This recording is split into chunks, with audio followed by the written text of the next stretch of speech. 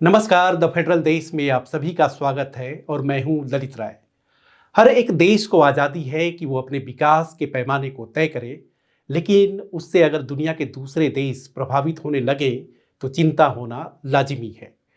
चीन के बारे में यह आम धारणा है कि उसे दूसरे मुल्कों की परवाह नहीं है। दशकों से थ्री गार्जेस डैम चीन की इंजीनियरिंग का ताकत का प्रतीक रहा है। यह इतना बड़ा प्रोजेक्ट है कि नासा ने कहा कि इसने पृथ्वी के घूमने की गति को काफी हद तक बदल दिया है, जिससे दिन 0.06 माइक्रोसेकंड लंबे हो गए हैं। थ्री गार्जेस डैम पृथ्वी पर किसी भी दूसरे पावर प्लांट से ज्यादा बिजली पैदा करता है। इतनी बिजली की एक साल में 70 मिलियन से ज्यादा घरों को रोशन किया जा सके।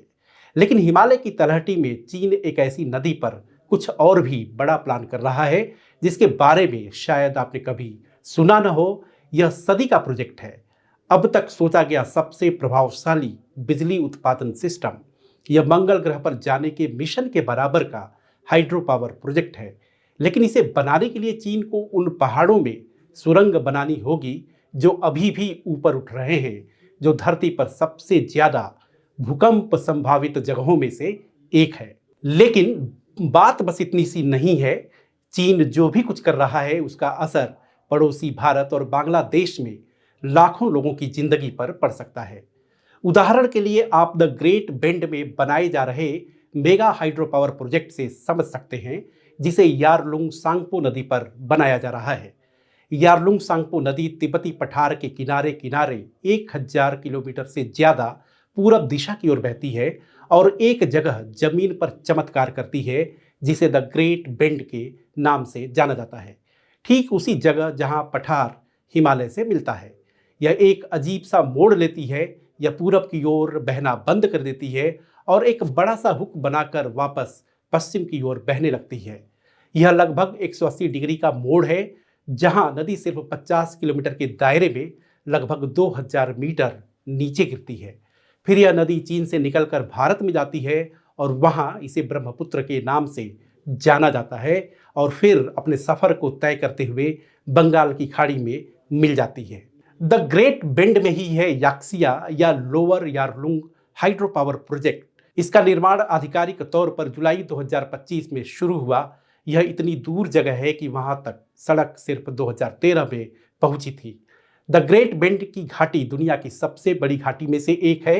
यह एरिजोना में ग्रैंड कैनियन से 3 गुना ज्यादा गहरी और थोड़ी लंबी है। प्राकृतिक तौर पर यह गिरावट दुनिया की सबसे बड़ी हाइड्रो पावर क्षमता भी देती है। जो लोग इस प्रोजेक्ट पर गहरी नजर रखते हैं उनके मुताबिक चीन की महत्वाकांक्षा सिर्फ पावर का इस्तेमाल करना नहीं है, बल्कि इस पर पूरी तरह से हावी होना है। यह अब तक का दुनिया का सबसे बड़ा एनर्जी का अकेला सोर्स होगा। 60 गीगावाट की इंस्टॉल्ड कैपेसिटी।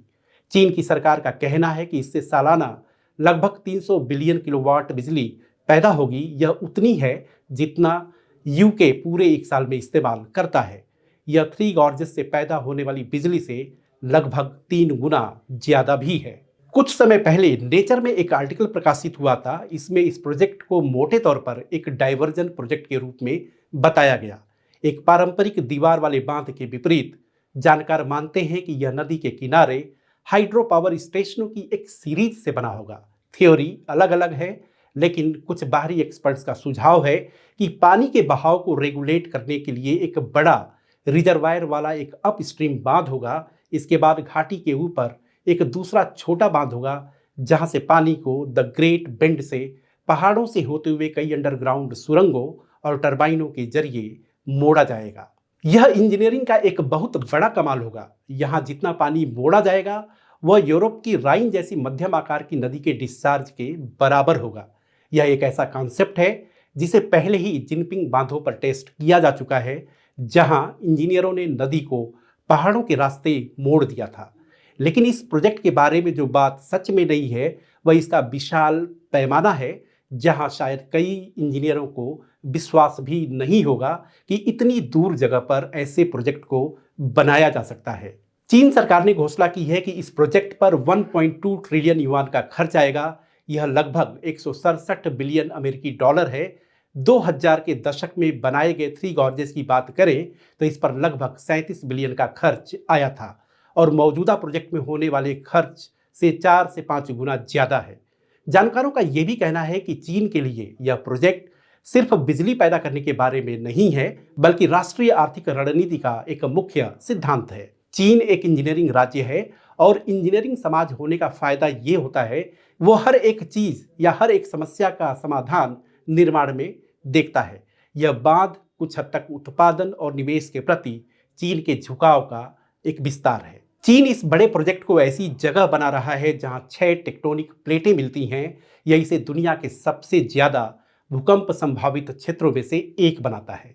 1950 में 8.6 तीव्रता का भूकंप, जो मानव इतिहास में अब तक दर्ज किए गए सबसे बड़े भूकंपों में से एक था, उस इलाके में आया था। पिछले 40 सालों से चीन ने दुनिया के सबसे अच्छे हाइड्रो पावर इंजीनियर तैयार किए हैं, जो अब तक सबसे अच्छे हैं, लेकिन वे जादूगर नहीं हैं। वे टेक्टोनिक प्लेटों को रोक नहीं सकते, भूकंप को रोक नहीं सकते, इसलिए यह एक बहुत बड़ा खतरा है। भारत, बांग्लादेश और दूसरों की चिंताओं पर चीनी सरकार का जवाब यह रहा है कि घाटी से जितना पानी अभी निकल रहा है, प्रोजेक्ट पूरा होने के बाद भी उतना ही पानी निकलेगा और ऐसे बड़े बांध नहीं होंगे जो उन्हें भविष्य में किसी तरह के भू राजनीतिक संघर्ष की स्थिति में पानी रोकने की अनुमति दें। लेकिन फिर भी तनाव बना हुआ है। भारत चीन का मुकाबला ऊपरी सियांग पर सीमा से 90 किलोमीटर नीचे अपना खुद मेगा डैम बनाकर कर रहा है, भले ही उसे स्थानीय विरोध और पर्यावरणीय जांच का सामना करना पड़ रहा हो। ज्ञान के आदान प्रदान और सहयोग के बिना लोगों के डर का फायदा उठाना बहुत आसान है, लेकिन इससे भी जरूरी बात यह है कि उन लोगों को जिनकी रोजी रोटी उस नदी बेसिन पर निर्भर है और उन्हें भी अपनी बात कहने का मौका मिले।